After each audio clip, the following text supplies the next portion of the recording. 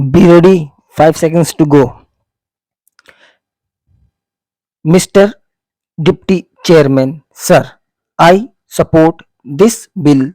I congratulate the Honorable Minister of Health for bringing this bill. I hope the Health Minister is strong enough for implementing this bill effectively. This food adulteration and drug adulteration are very serious crimes. The offenders, like adulterants and adulterators, are both anti national and anti social without any doubt. There are many kinds of adulteration. There are factories running for the manufacture of small stones in some towns. These factories are producing small stones to be mixed with rice. I have been affected by it. Many people in India are affected by it. Therefore, I would request the government to take very stringent action on these anti-national and anti-social elements. The adulterators and about adulterants also, there are so many kinds of adulteration.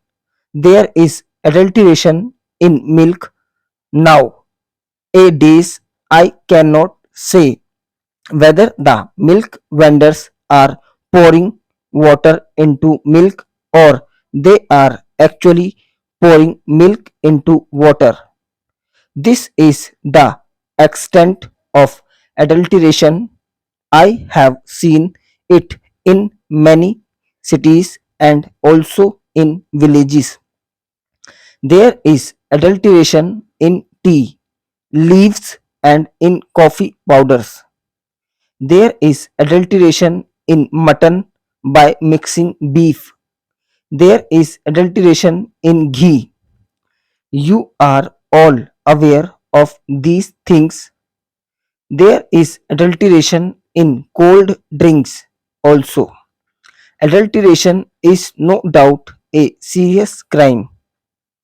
It should be out to a stop by the government under these special circumstances. Under the present government, I would like to ask the Honorable Minister to advise the governments in the states to implement the provisions of this bill very strictly and to punish adulterators in rice and in many essential commodities.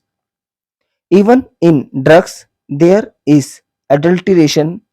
Many children, men, and women are killed on account of large scale adulteration, but the action is very poor.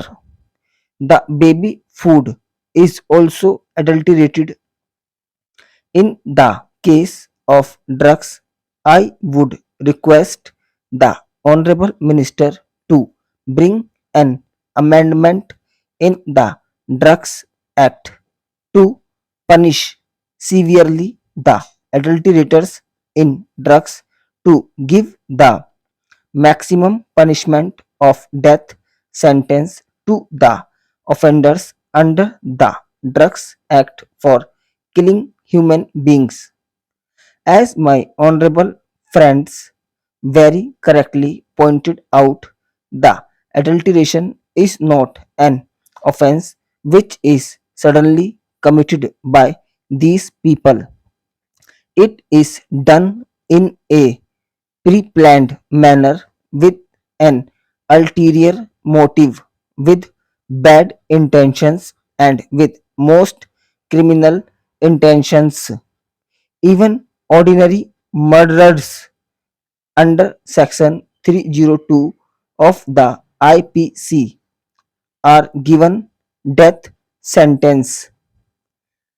I hope when a case is detected, tried, and proved of a grave act of adulteration, then the punishment must be definite, heavy, and exemplary because unless the punishment is exemplary, it will not act as an effective deterrent.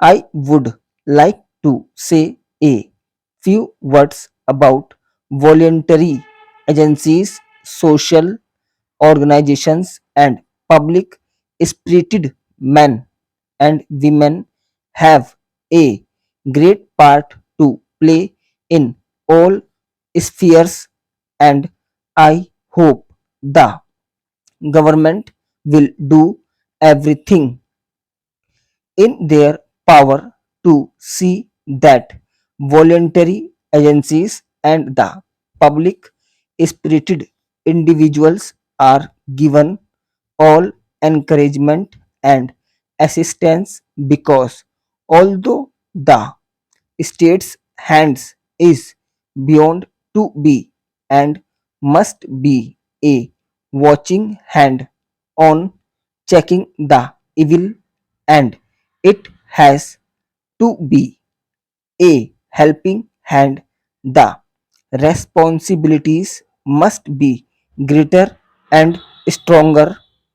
It is from that angle that the consumers interests, the consumers council, and the consumer movements as one sees in countries like the UK and USA and the other countries must also be helped to develop in our country.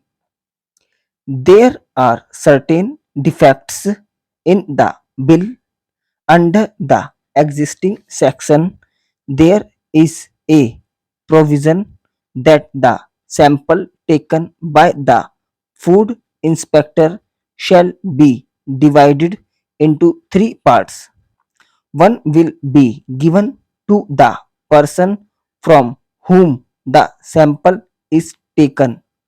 The other is sent to the local health authorities, and the third one is sent for public analysis to the public analyst. The provision of giving a sample to the person concerned is a safeguard against manipulation and misuse by the food inspector and persons connected with his department. This salutary safeguard is sought to be taken away by amending the provisions of this act. Therefore, it should be resorted because the government's intention is to prevent harassment of the honest traders. Secondly, adulterant has been defined in this bill as any material which is used for adulteration that has not been defined in this bill at all. Only adulterated article and adulterated food have been defined, and even if water is mixed with milk, then water is used as an adulterant for adulteration of milk. Now, therefore, if water is stored, it will also fall within the definition of adulterant. If sugar is mixed in barfi in excessive quantity and the khoya is not mixed as prescribed, then sugar can also be said to have been used as an adulterant.